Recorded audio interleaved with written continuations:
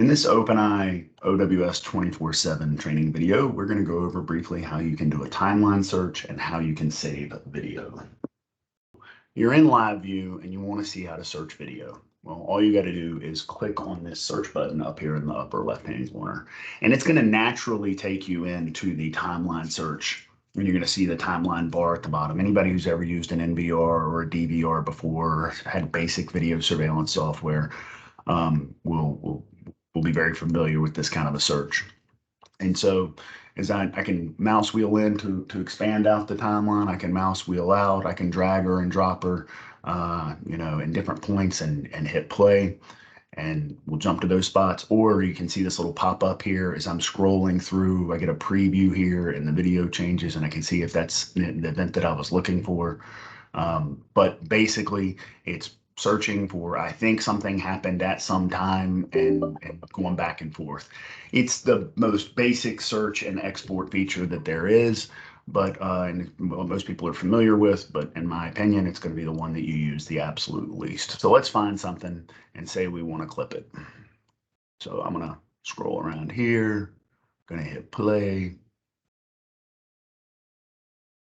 Let's go. Let's see what was setting off. Oh, and obviously the light blue sections are areas of the system has determined that there was motion that we care about, and the dark blue areas are areas where we didn't have motion that we cared about. So what happened is when we are in an area where we don't have motion that we care about, we want to record 24/7, but we don't want to record high quality video of an empty parking lot. So what we're doing is we're recording in the substream to save space. But when there's motion in this area here that I've predetermined to be an area that we care about, you'll see that the video quality jumps up to a higher resolution. We got this white car coming by right here. Say we want to clip that. I'm going to pause this right here, and we're gonna say we want to see where that white car goes. So we found the video that we're looking for. Now what do we do? Well, what we do is we click right here on this export button in the lower right hand corner down here, and it gives us multiple options. So there's archive and snapshot. Snapshot takes a picture from this event. If I do that, it will save this as a file on my computer, and I have a snapshot. Now it's exporting and downloading to this computer. If I wanted to do an archive, and here, let me show you what that looks like real quick. So pull this over, it just brings it over as a JPEG. I can zoom out, and there you see I have date and timestamp at the bottom, the name of the camera at the bottom, and here is my snapshot of that event. I can save that and forward that to somebody.